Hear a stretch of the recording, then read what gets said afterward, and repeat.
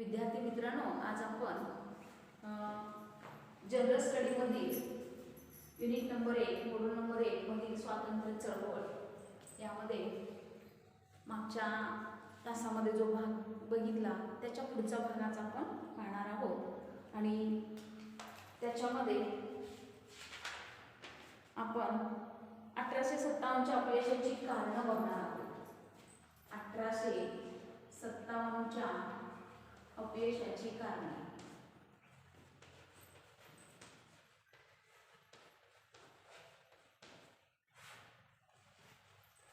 1857चं जे काही उठाव झाला, या उठावामध्ये हा उठाव कसा घडला,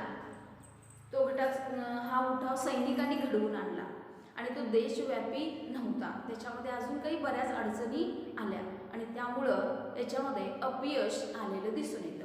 आता या अपयशामध्ये पहिलं कारण आहे आणि ते म्हणजे या कारणाच्या दृष्टिकोनातून पाहत असताना पहिलं अपयशाचं कारण आपल्याला सांगावं लागणार आहे आणि ते म्हणजे पहिले उठाव देशव्यापी नव्हता. अपयशाची कारणे, हा उठाव जो झाला तो देशव्यापी नव्हता.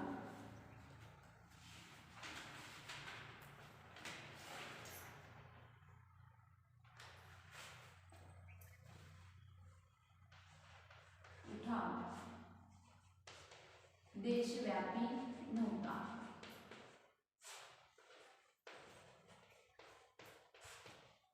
मागच्या तासाला आपण अपयश हे कसं घडत गेलं याविषयी माहिती पाहिलेली होती. अपयशाची कारणं आपण मागच्या वेळेला पाहिलेली होती. त्याच्यामधलं पहिलं देशव्यापी हा उठाव नव्हता हे कारण बघितलं होतं. त्याच्यानंतर पुढे बघितलं होतं आपण समान उद्दिष्टांचा अभाव. समान उद्दिष्ट, सगळ्यांची ध्येय उद्दिष्ट ही सारखी नव्हती.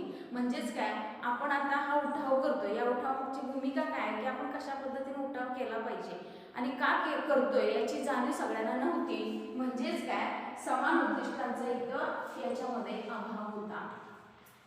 समान उद्दिष्टांचा अभाव इथं दिसून येत होता.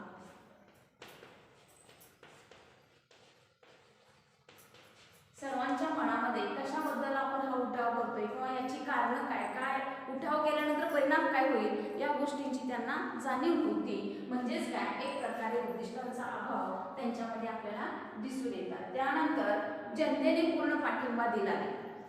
जनता ही कशी होती की प्रत्येकजण प्रत्येक भागामध्ये जी काही घटना घडत होती याबद्दल या लोकांना पुरेपूर माहिती मिळालेली नव्हती आणि त्यामुळं या लोकांनी या उठावामध्ये सहभाग घेतलेला नव्हता. त्याच्यानंतर उठाव ठरलेल्या वेळेपूर्वीच झाला. उठाव कधी होणार होता? 31 मेला होणार होता. परंतु हा उठाव अलीकडे घेण्यात आला का, तर त्याची कारणं तुम्हाला माहिती आहे. तर अचानकच हा उठाव घेण्यात आला आणि त्यामुळं हा उठाव तिथं थांबलेला आहे. त्याच्यानंतर बघा, निश्चित ध्येय आणि नियोजनाचा अभाव. हा उठाव करत असताना ध्येय आणि नियोजन नव्हतेच.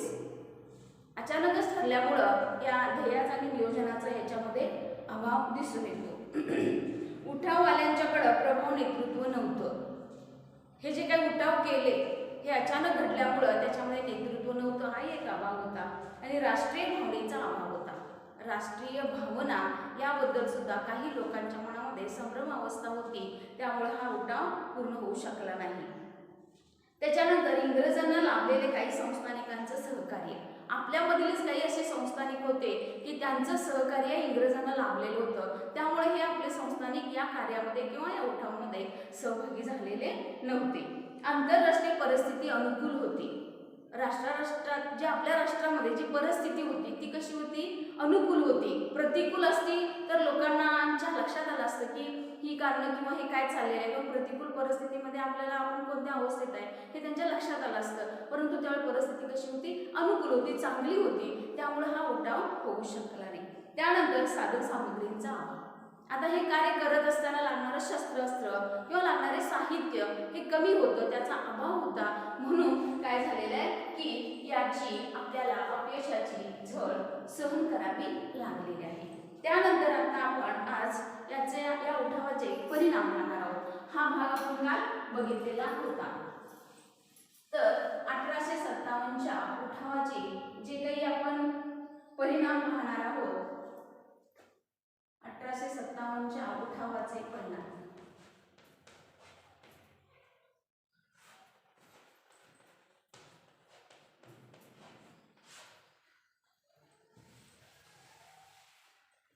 शेवटी हा जो काही उठाव करण्यात आला याच्यामध्ये अपयश तर आलेलंच आहे आणि त्याचे काही शेवटी परिणाम झाले ते याच्यामध्ये आपल्याला आता पाहायचे. तर त्याच्यामध्ये पहिला परिणाम जो आहे तो म्हणजे कंपनी सरकारच्या राजवटीचा अस्त.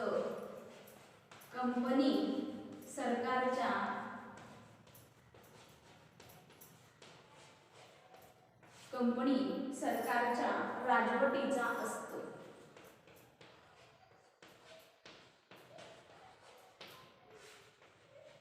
आता हा अस्त म्हणजेच काय, शेवट झालेला तो अस्त झालेला आहे म्हणजे संपलेला आहे. ते कसं संपलेलं होतं तर ईस्ट इंडिया कंपनी जी होती ती ईस्ट इंडिया कंपनी हळूहळू ती काय झालेली आहे म्हणजे तिचा अस्त इथं झालेला आपल्याला सांगता येईल. बघ 1858 मध्ये ब्रिटिश पार्लमेंटनं काय केलं की एक कायदा संमत केला आणि या संमत झालेल्या कायद्यामध्ये हिंदुस्थानातील जी काही ईस्ट इंडिया कंपनी होती त्या कंपनीची सत्ता नष्ट होत गेली. म्हणजे ईस्ट इंडिया कंपनी 1600 मध्ये स्थापन झाली होती. ती भारतामध्ये आल्यानंतर त्यांनी त्यांची कारभार किंवा त्यांचे जे काही नियोजन उद्दिष्ट होती ते त्यांनी ठरवली होती. परंतु आता आपल्या या उठावानंतर ही कंपनी नष्ट झालेली आहे. त्याच्यानंतर इंग्लंडच्या राणीची हिंदुस्थानातील राजवट काय झालेली होती ती सुरू झाल्याचं जे काही जाहीर होतं ते या काळामध्ये हळूहळू नष्ट झालेलं आपल्याला सांगता येईल. ते कंपनीकडं त्यांनी काय केलं होतं हा कारभार सोपवलेला होता. त्याच्यानंतर काय झालं पहा की हिंदुस्थानचा कारभार आता हिंदुस्थानचा व्हाईसराय या राणीच्या वतीने कारभार पाहत होता. राणीच्या वतीने कोण कारभार पाहत होतं तर त्यावेळेला व्हाईसराय हे हिंदुस्थानचं कारभार पाहत होते. आणि पूर्वी अस्तित्वात असणारे जे काही बोर्ड ऑफ कंट्रोल व बोर्ड ऑफ डायरेक्टर्स ही मंडळी जी होती ती सुद्धा बरखास्त झाली आणि त्या जागी आता कारभार पाहण्यासाठी भारत मंत्री व त्यांचे मंडळ यांची निर्मिती झाली. बघा भारत मंत्री आणि त्यांचं मंडळ हे याच्यामध्ये काय झालेलं आहे त्यांचं जे काही नियोजन किंवा त्यांनी केलेलं जे काही उठावाच्या दृष्टिकोनातून त्यांचं मंडळ इथं कार्य करत होतं. म्हणजेच काय या उठावाचा असा परिणाम झाला की कंपनी सरकारच्या राजवटीचा अस्त झाला. म्हणजे ईस्ट इंडिया कंपनी अस्तित्वात होती ती तिचा अस्त किंवा शेवट इथं झालेला आपल्याला सांगता येईल. त्यानंतर लष्करातील बदल पुढचा मुद्दा आहे आणि तो म्हणजे लष्करातील बदल.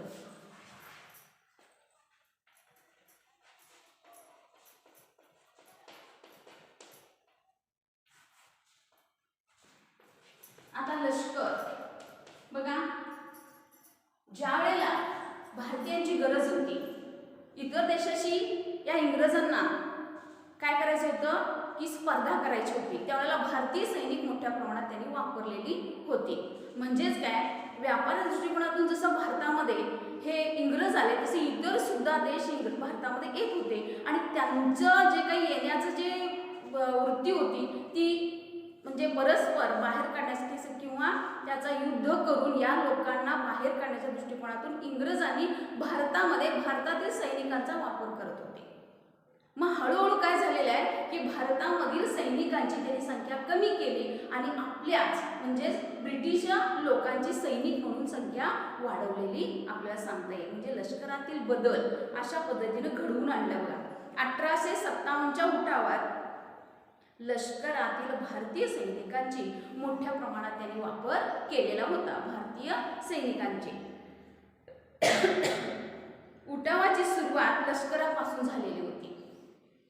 म्हणजे शेवटी लष्कर पाहिजे ना युद्ध करायचं किंवा आपल्याला तिथं ताबा मिळवायचं म्हटल्यानंतर आपली सैनिकांची संख्या मोठी असणं आवश्यक आहे आणि ती संख्या मोठी करण्यासाठी त्यांनी भारतीय सैनिकांची किंवा लष्करांची त्यांच्यामध्ये जास्त सहभाग करून घेतलेला होता. आणि म्हणून इंग्रजांनी यापुढील काळात लष्करातील हिंदी सैनिकांची संख्या कमी केली. का तर हा उठाव झालेला आहे आणि या उठावामध्ये या भारतीय लष्कराला कळून चुकलेला आहे की इंग्रज आपल्या विरुद्ध काय करतायत किंवा आपला वापर कशा पद्धतीनं करतायत याची जाणीव या लोकांना झालेली होती. म्हणून आपोआपच या कंपनीने किंवा ब्रिटिश सरकारने काय केलेलं आहे की भारतातील जे सैनिक आहेत त्यांची संख्या कमी करायला सुरुवात केलेली आहे. आणि 1857च्या उठावाच्या वेळी हिंदी सैनिक व युरोपियन सैनिक यांचे लष्कराचं प्रमाण त्यांनी दिलेलं आहे. प्रमाण काय होतं बघा, तर याच्यामध्ये ब्रिटिश सरकारचे जे सैनिक होते ते पाच होते आणि आपले एक म्हणजे 5 त्यांचे 5 असतील तर आपला भारतीय एक सैनिक होता. त्याच्यानंतर बंगालमध्ये 2 इथं सुद्धा ब्रिटिशांचे 2 आणि आपलं भारतीय 1 अशा पद्धतीने त्यांनी आपल्या भारतीयांची संख्या सैनिकांची संख्या कमी केली आणि त्यांचे सैनिक त्यांनी वाढवलेले दिसून येतात. म्हणजे अशा पद्धतीने हा महत्त्वाचा परिणाम आपल्याला सांगता येईल. त्याच्यानंतर पुढचं जे काही परिणाम आहे तो परिणाम म्हणजे उठाव आणि हिंदी लोकांना नवीन जाणीव करून दिली. उठावाने हिंदी लोकांना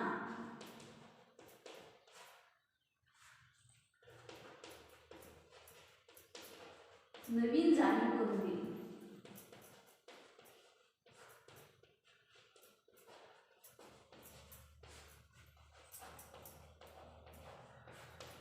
आता ही नवीन जाणीव काय करून दिली बरं, की या उठावानं हळूहळू यांचा प्रसार होत गेला. की हा उठाव का झाला, कशामुळे झाला, कोणी घडवून आणला आणि कोणाविरुद्ध घडवून आणला हे लोकांच्या मध्ये हळूहळू काय झालं पसरायला लागलं. लोकांना कळायला लागलं की हा उठाव झालेला आणि याच्यामध्ये नक्कीच काहीतरी महत्त्वाचं कारण आहे. आणि त्यामुळं ही जाणीव होत असताना बघा काय झालेलं आहे की इंग्रज लोक उठावापासून जसे काही शिकले तसे हिंदी जनतेने सुद्धा धडा शिकला. म्हणजे ब्रिटिश लोकांना आपण भारतामध्ये येऊन काय करतोय हे त्यांना माहीत झालं होतं. त्यांचा धडा आपल्या भारतीयांनी घेतला होता. भारतीयांना सुद्धा कळायला लागलं की लोक आपल्याकडून काय करतायत, कशा पद्धतीने आपली पिळवणूक करतायत हे या भारतीयांना समजायला लागलं. परंपरागत लढण्याच्या पद्धतीने व हत्यारांची इंग्रजी राज्य नष्ट करण्यात येणार हे उघड आहे. इंग्रजी राज्य नष्ट करण्यात येणार हे उघड आहे. त्या लोकांनी समजलेलं होतं आणि आपले भारतीय सुद्धा किती छळ सहन करणार आणि यांच्या विरुद्ध लढा दिलाच पाहिजे हे आपल्या भारतीय लोकांना कळून चुकलं. आणि नव्या काळात इंग्रजांशी लढण्यासाठी नवीन हत्यारे नवीन साधने वापरायला हवी याची जाणीव भारतीयांना झाली. नवीन हत्यारे नवीन साधने म्हणजे परंपरागत जी काही साधने यापेक्षा नवीन वेगळी काय वापरली पाहिजे. म्हणजे हत्यारं तीच राहणार पण ती कशा पद्धतीने वापरायची, कुठं वापरायचं, कसं वापरायचं याची जाणीव या भारतीयांना झालेली दिसून येते. इंग्रजांचा उपयोग करून प्रगती करावी आणि हिंदी लोकांना धडा घेतला. इंग्रजांचा कसा वापर करायचा आणि आपला विकास कसा करून घ्यायचं हे भारतीयांना समजायला लागलं. आणि राजेशाही अथवा सरंजामशाही न धडपडता व्यक्ती स्वातंत्र्य आणि लोकशाही व स्वातंत्र्याच्या हक्कासाठी झगडावे अशा जो काही विचार आहे तो विचार या भारतीयांच्या पुढे आलेला दिसून येतो. की व्यक्ती स्वातंत्र्यापेक्षा आपल्याला काय करायचं आहे, लोकशाही आणि स्वातंत्र्याचा हक्क. लोकशाही आणि स्वातंत्र्य या दोन गोष्टी तिथं असणं आवश्यक आहे. म्हणजे आपल्या लोकांच्यासाठी आपल्या देशासाठी आपला हक्क आहे या हक्काची यांना जाणीव झाली आणि त्यानुसार त्यांनी या पद्धतीनं लढा द्यायला सुरुवात केलेली आहे. आणि यातूनच राष्ट्रीय चळवळी या मोठ्या प्रमाणात उभारण्यात आली. राष्ट्रीय स्वातंत्र्य चळवळीचा याच्यामध्ये आपल्याला काय सांगता येईल, यातून जाणीव लोकांना झालेली दिसून येते. शस्त्रास्त्र वापरण्यापेक्षा आपली लोकशाही महत्त्वाची आहे, लोकांचं जीवन महत्त्वाचं आहे, जनता महत्त्वाची आहे याची जाणीव या लोकांना झाली. आणि त्यातूनच त्यांनी काय केलेलं आहे की आपल्या देशाच्या दृष्टिकोनातून जी काही स्वातंत्र्य चळवळ आहे ती महत्त्वाची आहे याची जाणीव या लोकांना झाली. हिंदुस्थानचे परराष्ट्र धोरण इंग्लंड ठरवू लागले. पुढचा मुद्दा आहे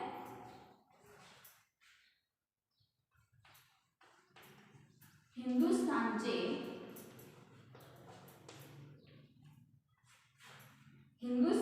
परराष्ट्र धोरण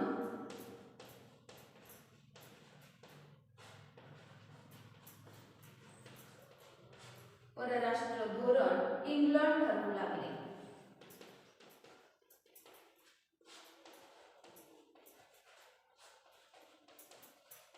आता इंग्लंड काय काय ठरवू लागलं, सगळं काही इंग्लंडच्या हातातच होतं, परंतु हळूहळू याच्यामध्ये अजून काही इंग्लंड ठरवत होते हे आपल्याला पाहायचं आहे. तर हिंदुस्थानचे परराष्ट्र धोरण इंग्लंड ठरवू लागले. हिंदुस्थानचे जे काही धोरण होतं ते भवितव्याबाबत निर्णय इंग्लंडच्या संसदेकडून घेण्यात येऊ लागले. बघा, जे काही आपल्याला धोरण ठरवायचं आहे त्याच्यामध्ये भारतीयांना हक्क नव्हतं, तर इंग्लंडच्या संसदेतून त्यांना हा निर्णय किंवा भवितव्य ठरवावं लागत होतं. इंग्लंडचा शत्रू हा हिंदुस्थानचाही शत्रू, इंग्लंडचा शत्रू हा हिंदुस्थानचाही शत्रू असल्याचे गृहीत धरले गेले आणि याच कारणामुळे हिंदुस्थानला पहिल्या व दुसऱ्या महायुद्धात इंग्लंडच्या बाजूने उतरावे लागले. आता दुसरं महायुद्ध झालं, त्याच्यानंतर पहिलं महायुद्ध झालं. या महायुद्धामध्ये काय झालेलं आहे की इंग्लंडच्या मदतीला आपले भारतीय गेले आणि इतरांच्या बरोबर युद्ध करण्यासाठी भारत आणि इंग्लंड एक झाले.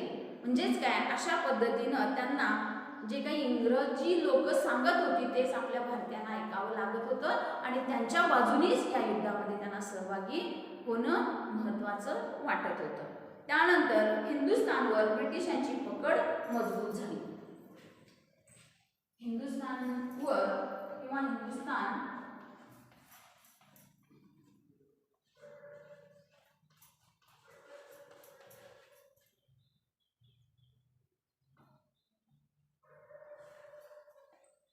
हिंदुस्थानवर ब्रिटिशांची पकड मजबूत झाली. ब्रिटिशांची पकड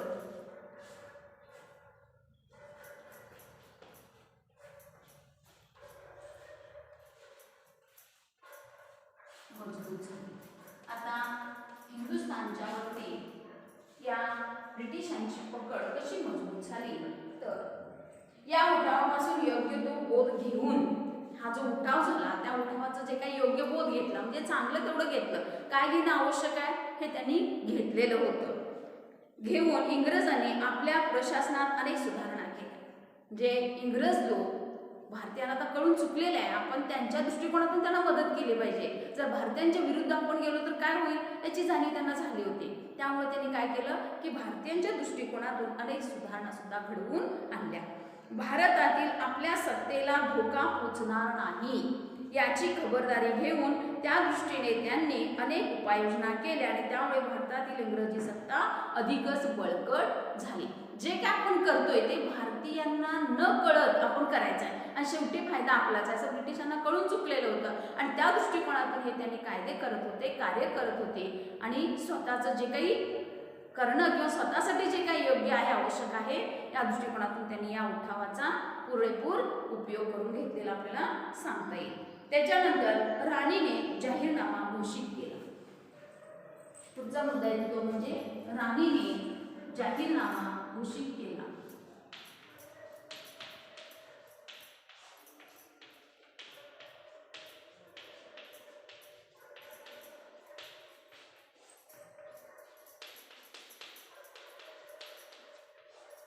राणीने कोणता जाहीरनामा घोषित केला तर याच्यामध्ये इथं सांगितलेले आहे.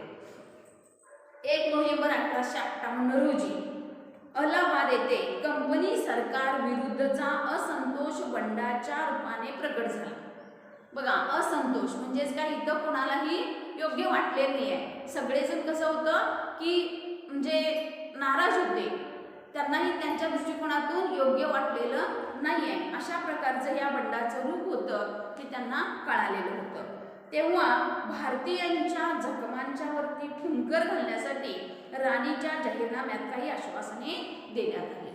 बघा, भारतीयांच्यावरती फुंकर म्हणजे आपल्याला कळून चुकतं की भारतीयांना आपण आता कसं धरलं पाहिजे किंवा त्यांना कसं विश्वासात घेतलं पाहिजे याची काळजी या राणीने घेतलेली आहे. त्या दृष्टिकोनातून त्यांनी जाहीरनामा किंवा आश्वासनं देण्यास सुरुवात केलेली आहे.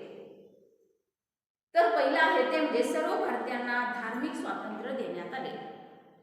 सर्व भारतीयांना धार्मिक स्वातंत्र्य म्हणजे काय, हे युद्ध कशामुळे घडलं हे आपल्याला कळलेलं आहे की त्यावेळेला जे काही चरबी लावली होती त्या काडतुसांना, हे काडतूस चरबी कोणत्या प्रकारची होती ती कशी काढायची होती याची या लोकांना माहिती झाल्यामुळे तर हा उठाव घडला आणि अचानक तो मध्येच घडला.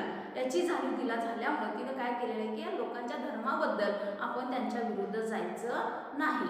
त्याच्यानंतर बघा, तसेच धर्मात ढवळाढवळ न करण्याचे आश्वासन या राणीने संधी दिली, कोणाच्याही धर्मामध्ये आपण ढवळाढवळ करायची नाही, मग तो हिंदू असू दे किंवा मुस्लिम असू दे, त्यांच्या त्या धर्मामध्ये आपण कोणत्याही प्रकारची अडचण किंवा ढवळाढवळ आणायचं नाही असं त्यावेळेला त्या राणीने ठरवलं. त्यानंतर दुसरा दत्तक कायदा मागे घेण्यात आला. दत्तक कायदा म्हणजे काय, आपण एखाद्याला दत्तक घेतो म्हणजे दुसऱ्यांचं जे काय असेल किंवा जे काही उदाहरण आपल्या भारतामध्ये पण एखाद्याचं पुत्र आपण दत्तक घेतो किंवा एखाद्याला असं मुलीच आहे किंवा मुलंच नाही आहे तर ते काय करतात, मुलं दत्तक घेतात. त्या पद्धतीनं हा दत्तक जो कायदा होता तो मागे घेण्यात आला. मागे म्हणजेच काय, ते थोडंसं थांबवण्यात आलेलं आहे. त्यानंतर कायदे करताना भारतीय परंपरांचा विचार केला जाईल. भारतीय परंपरा रूढी याचा विचार केला जाईल तरच हा कायदा योग्य वाटेल. म्हणजे भारतीयांना सुद्धा यांनी काय केलेलं आहे, विश्वासात घेऊन त्यांना थोडंसं धीर देण्याचं कार्य या राणीनं केलेलं आहे. त्यानंतर भारतीयांना इतर वसाहतीप्रमाणे वागणूक दिली जाईल. इतर वसाहतीप्रमाणे वागणूक म्हणजेच काय, इतर वसाहतीमध्ये कसं चांगल्या पद्धतीने या लोकांना वागणूक दिली जात होती त्या पद्धतीने भारतीयांना सुद्धा देण्यात येईल. तसेच लायकीप्रमाणे नोकऱ्या दिल्या जातील असे धोरण जाहीर केले. लायकीप्रमाणे म्हणजे ज्यांना ज्याची आवड आहे किंवा ज्याचं शिक्षण चांगलं झालेलं आहे त्या पद्धतीने त्याला नोकरी देण्यात येईल असं त्या राणीने ठरवलं. त्यामुळे भारतीयांना थोडासा आधार मिळाला, दिलासा मिळाला.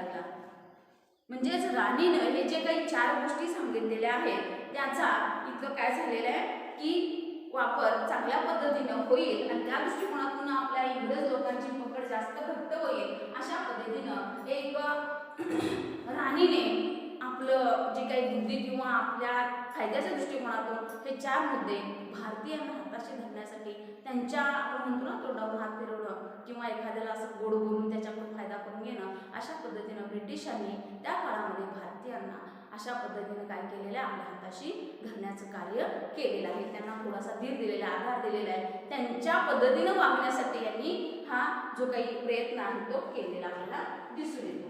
त्यानंतर पुढचा मुद्दा येतो म्हणजे मुघल घराण्याचा शेवट. मुघल घराण्याचा शेवट.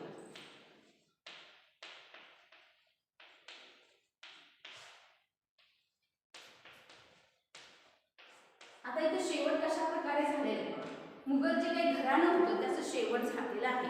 म्हणजेच काय तर 1857च्या बंडानं अंतिम मुघल बादशाह बहादूर शाह जफर याच्या पदच्युत व्हावं लागलं. त्यांना काय झालं की पदच्युत म्हणजेच काय, पद सोडून जावं लागलं. बंडाच्या बिमोडानंतर दिल्लीचे बादशाही पद बरखास्त करून बादशहावर खटला चालवून त्यास ब्रह्मदेश येथे पाठवण्यात आले. म्हणजे त्याला रंगून असं म्हटलेलं आहे. आता या रंगूनलाच दुसरं नाव आहे ब्रह्मदेश. येथे पाठवण्यात आले आणि तेथेच त्यांचा मृत्यू झाला. म्हणजे तिथे ते शेवटच झालं, त्यांचा मृत्यू झाला म्हटल्यानंतर तिथलं त्यांचं ते कार्य संपलेलं आहे. आणि अशा प्रकारे भारतातील मुघल सत्तेचा शेवट झालेला आहे. म्हणजे 1857च्या बंडाने हे अंतिम जे काही शेवटचा बादशाह होता तो तिथं संपलेला आहे आणि तिथं त्याच वेळेला मुघल सत्तेचा सुद्धा शेवट भारतामध्ये झालेला आपल्याला सांगता येईल. त्यानंतर नव्या युगास प्रारंभ.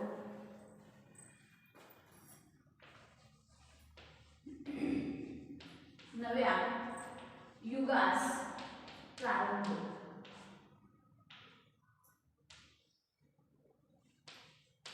आता प्रारंभ कशा पद्धतीने झालेला आहे बघा.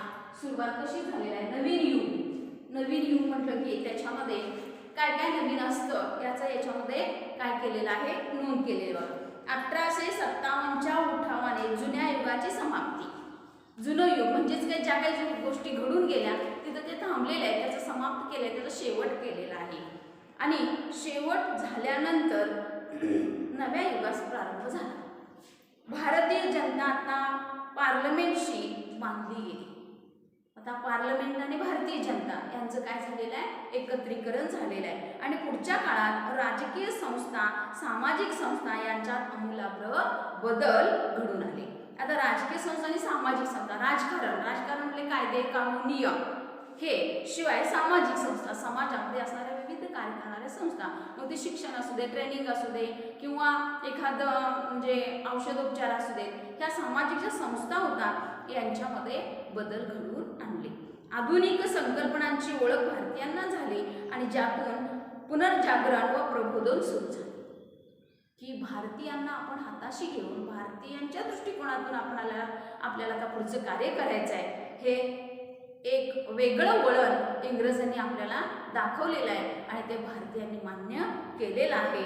म्हणजेच काय, एक प्रकारे पुनर्जागरण आणि प्रबोधन म्हणजेच काय, लोकांच्या मनामध्ये या सगळ्या भावना रुजवणं, प्रसार करणं, प्रचार करणं की जेणेकरून भारतीयांना वाटायला नको की ब्रिटिश लोक आपल्यासाठी किंवा आपल्याकडून काय करून घेत आहेत असं भारतीयांना वाटू नये म्हणून ही एक नवीन कल्पना, आयडिया या राणीनं त्यावेळेला सुरू केलेलं होतं. त्यानंतर हिंदू मुस्लिम यांचा द्वेष. आता द्वेष कसा निर्माण झाला हे पुढच्या मुद्द्यामध्ये सांगितलेलं आहे. हिंदू आणि मुस्लिम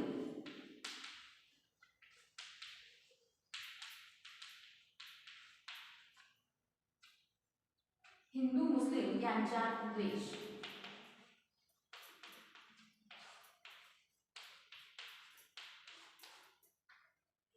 हिंदू आणि मुस्लिम भारतामध्ये एकत्र राहत होते, नांदत होते, हे इंग्रजांना भावत नव्हतं. त्यांनी कधी या दोघांच्या मध्ये फूट पाडेल असं इंग्रजांना वाटत होतं आणि त्यांनी तेच केलेलं आहे. 1857च्या उठावात हिंदू आणि मुस्लिम खांद्यास खांदा लावून लढले होते. हिंदू आणि मुस्लिम एकत्र आले होते आणि ते यांच्यासाठी म्हणजेच काय, ब्रिटिशांना बाहेर काढण्याच्या दृष्टिकोनातून ते लढत होते. सर्व उठावकर्त्यांनी किंवा लोकांनी मुघल बादशास आपला राजा मानला व हिंदुस्थानचा सम्राट म्हणून त्याला घोषित केलेलं होतं. हिंदूंच्या भावना जपण्यासाठी दिल्लीच्या परिसरात गोहत्या बंदी करण्यात आली. जे गाईचं जे काही कत्तल केलं जात होतं ते थांबवण्यात आलेलं आहे. आणि हेविट हा इंग्रज अधिकारी म्हणतो की या उठावातून हिंदू व मुसलमान या दोघांचे उद्दिष्ट समान होते, ते इंग्रजांना बाहेर हाकलून लावण्याचे. म्हणजे ब्रिटिशांना कळालेलं होतं, त्यांनाही माहीतच होतं आपण दुसऱ्यांच्या राज्यात आपलं स्वतःचं राज्य करतोय आणि स्वतःचं पूर्णपणे कल्याण करून घेतोय आणि भारतीयांचं नुकसान करतोय याची जाणीव त्यांना होतीच. आणि याच्यातून सुद्धा त्यांनी काय केलेलं आहे की जे हिंदू आणि मुस्लिम होते हे एकत्र होते आणि ते आपल्या विरुद्ध लढत होते किंवा आपल्याला ज्या दृष्टिकोनातून ते बाहेर काढण्याचा प्रयत्न करते हे ब्रिटिशांना कळलेलं होतं. मग याच्यामध्ये जर आपण फूट पाडलं तर काय होणार आहे, म्हणजे उलट त्यांचं चांगलं होणार नाही, यांच्यात भांडणं लागणार आहे याची जाणीव त्यांना झालेली होती. म्हणजे ब्रिटिशांनी अशा पद्धतीनं आपली आयडिया इथं वापरण्यास सुरुवात केलेली आपल्याला सांगता येईल. 1857च्या उठाव दडपल्यानंतर इंग्रजांनी हे हिंदू मुस्लिम ऐक्य आपणास घातक ठरेल म्हणून यांच्या विरोधात आपली कूटनीती चालवली. कूटनीती म्हणजेच काय की वरवरनं आपण चांगलं आहोत किंवा यांनाही चांगलं म्हणतोय त्यांनाही चांगलं म्हणतोय, तुम्ही दोघेही चांगले म्हणताय, परंतु आतून एक वेगळाच विचार असायचा त्यांचा. या दृष्टिकोनातून त्यांनी त्याचं जे काही कार्य आहे ते सुरू केलेलं होतं. हिंदू मुस्लिम यांच्या परस्पराविषयी द्वेष पसरविण्यात आला व पुढील काळात या दोन्ही समाजातील ऐक्य संपुष्टात आले आणि बंगालची फाळणी झाली. बंगालची फाळणी होण्याला कारणीभूत कोण आहेत, ब्रिटिश लोक आहेत. का तर हिंदू आणि मुस्लिम एकत्र राहू नये आणि एकत्र राहिले तर आपली काही धडगत नाही हे इंग्रजांना ब्रिटिशांना कळून चुकलेलं होतं. म्हणून त्यांनी आधी सुरुवातच काय केली की भारतामध्ये असणारे जे हिंदू आणि मुस्लिम आहेत यांना वेगवेगळं करायचं, यांच्यामध्येच भांडणं लावली तरच आपला टिकाव लागणार आहे. ते दोघं भांडत बसले ना आपण आपलं राज्यकारभार चालू ठेवू, ही एवढी मोठी आयडिया या ब्रिटिश लोकांच्या मनामध्ये निर्माण झाली आणि त्यांनी या दोघांच्यामध्ये भांडणं लावली आणि यातूनच बंगालची फाळणी झाली. म्हणजेच काय, भारत आणि हे मुस्लिम वेगवेगळे झाले, हिंदू आणि मुस्लिम दोन भाग झाले. या भारतामध्ये असणारे जे काय बंगाल होतं त्याची फाळणी करण्याचं कारण या ब्रिटिशांनीच घडवून आणलेलं आहे. त्यानंतर प्रतिगामी धोरण. पुढचं धोरण आहे ते म्हणजे प्रतिगामी धोरण.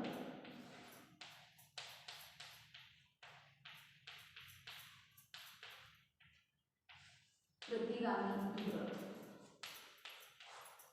आता प्रतिगामी धोरणामध्ये 1857च्या उठावात प्रामुख्याने धर्मभावना मोठी बाब मानली. धर्मभावना म्हणजेच काय, हा जो उठाव घडून आला त्याची कारण काय होते, धर्मच होता आणि त्या धर्माच्या दृष्टिकोनातून यांनी काय केलेलं आहे की एक मोठी बाब आहे आणि लोकांना खरोखर धर्माबद्दल त्यांच्या बोललं की त्यांना राग येतो. हे या लोकांना कळून चुकलेलं होतं आणि या धर्मालाच त्यांनी काय केलेलं आहे, महत्त्वाचं स्थान देण्याचा प्रयत्न केलेला आहे. हिंदूंच्या धार्मिक बाबतीत ढवळाढवळ करायची नाही असे ठरवून ब्रिटिशांनी धार्मिक व सामाजिक सुधारणा यापासून फारकत घेतली व या बाबतीत प्रतिगामी धोरण स्वीकारले. प्रतिगामी म्हणजेच काय, चांगल्या पद्धतीचं धोरण त्यांनी स्वीकारलं. जे भारतीयांना पाहिजे ते देऊया असं त्यांनी ठरवलं आणि भारतीयांचं मन न दुखवता मात्र त्यांनी भारतीयांची पिळवणूक करायला मात्र सुरुवात केलेली आहे. त्यानंतर मुस्लिम कुटुंबे नष्ट झाली. पुढचा मुद्दा आहे मुस्लिम कुटुंबे नष्ट झाली. 1857 पूर्वीच ब्रिटिशांनी भारतीय मुघल बादशास पेन्शन देऊन त्यांचे स्थान नावासाठी ठेवले होते. बघा, भारतीय मुघल बादशास काय केलेलं होतं, नावापुरतं त्याला ठेवलेलं आहे, त्याला पेन्शन दिलेला आहे. आणि 1857च्या बंडानंतर मुघल बादशावर खटला चालवून दोषी ठरवण्यात आले. त्यांना सत्तेवर ह्यांनीच ठेवायचं, त्यांना पेन्शन ह्यांनीच द्यायचं, कुठलं भारतीयांचाच पैसा घ्यायचा आणि त्यांना द्यायचं, परत त्यांच्यावरतीच आणि खटला भरायचा. ही सगळी कारस्थानी कोणाची होती, ब्रिटिशांची होती. का तर शेवटी त्यांचं स्वार्थ याच्यामध्ये लपलेलं होतं. त्याच्यानंतर बघा, त्यांना रंगून येथे कैदेत ठेवलं. रंगून म्हणजे ब्रह्मदेश या भागामध्ये या बादशाला काय केलेलं होतं की कैद करून ठेवलेलं होतं. त्यांच्या दोन्ही मुलांचा शिरच्छेद करण्यात आला. बघा, या बादशाह जे होते त्यांच्या दोन्ही मुलांचं काय केलेलं होतं, शिरच्छेद करण्यात आलेलं होतं आणि मुघल घराणे संपुष्टात आले.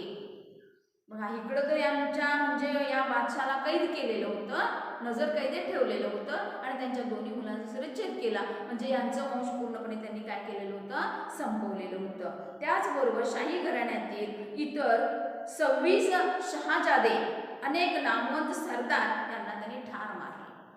बघा, ब्रिटिशांनी किती कसं काय काय कृत्य केलेलं आहे हे जर खरंच ऐकलं तर भारतीयांना त्यांच्याबद्दल अजूनही चीड आल्याशिवाय राहणार नाही.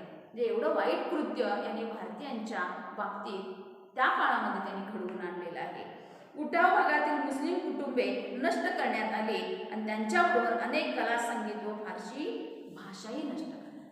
संगीत, कला, त्यांची भाषा हे सगळं संपुष्टात आणलेलं आहे. भाषाच गेला, त्यांची मुलं गेली, त्यांच्या सगळ्या गोष्टी त्यांनी इथं पूर्णपणे नष्ट करून टाकण्याचं कार्य ब्रिटिशांनी केलेलं आहे.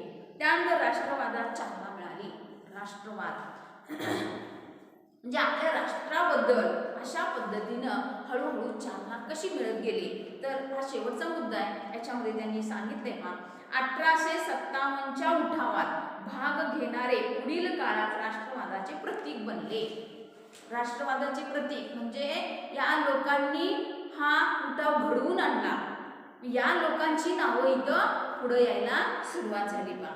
नंतरच्या काळात भारतीयांनी 1857च्या उठावापासून प्रेरणा घेतली म्हणजे हे ब्रिटिशांचं चाललेलं जे कार्य आहे या कार्याबद्दल जाणीव या भारतीयांना होत गेली.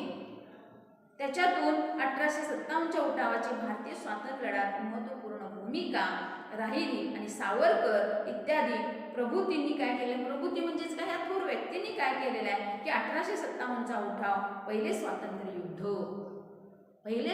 युद्ध म्हणजे भारताला स्वातंत्र्य मिळवायचंय त्यासाठी युद्धाला सुरुवात झाली आणि हे पहिलं युद्ध आहे असं त्यांनी याच्यामध्ये जाहीर केलेलं आहे. पहा, लोकशाही, समता, बंधुता इत्यादी नव्या आधुनिक संकल्पनांची ओळख जी आहे ती भारतीयांना झाली. भारतीयांना हळूहळू या सगळ्या गोष्टींची माहिती, ओळख होत गेलेली दिसते. तर कोणती ओळख बघा, लोकशाही, लोकांचीच सत्ता, लोकांच्यासाठीच हे चाललेलं आहे. लोकशाही, त्यानंतर समता म्हणजे सगळ्यांना सारखं, कोणी उच्च नाही, कोणी नीच नाही, कोणी लहान नाही, कोणी मोठा नाही, समता.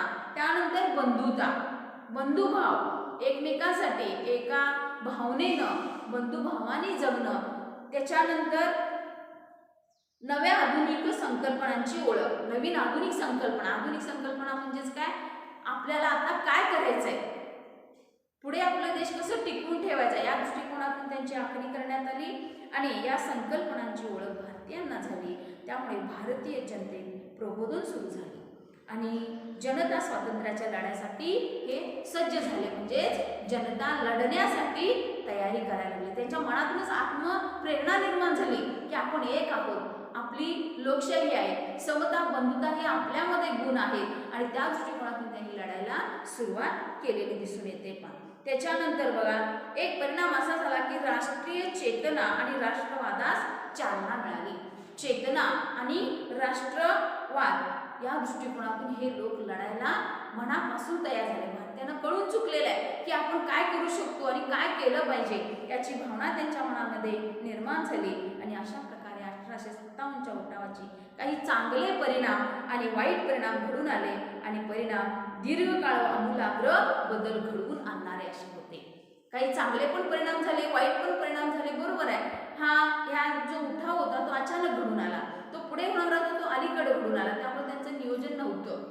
शेवटी हळूहळू का होईना याचं जे काही करण्याचं जे ध्येय होतं, उद्दिष्ट होतं, ते सगळीकडे पसरत गेलं आणि त्यामुळं भारतीय लोकांच्या मनामध्ये एक समता बंधुता निर्माण झाली आणि त्यांनी मनापासून ठरवलं की आपण एकत्र आलो तर आपल्या मनामध्ये ज्या काही गोष्टी करायच्या आहेत त्या आपण करू शकतो. चेतना आणि राष्ट्रवादात चालना या लोकांना या उठावामुळे मिळालं आणि आपोआपच हे पहिलं उठाव आहे किंवा स्वातंत्र्य युद्धाची पहिली सुरुवात आहे. अशा पद्धतीनं या थोर नेत्यांनी आपल्या मनामध्ये चांगली भावना निर्माण करून या ब्रिटिशांना बाहेर काढण्याच्या दृष्टिकोनातून आटोकाट प्रयत्न करायला सुरुवात केली.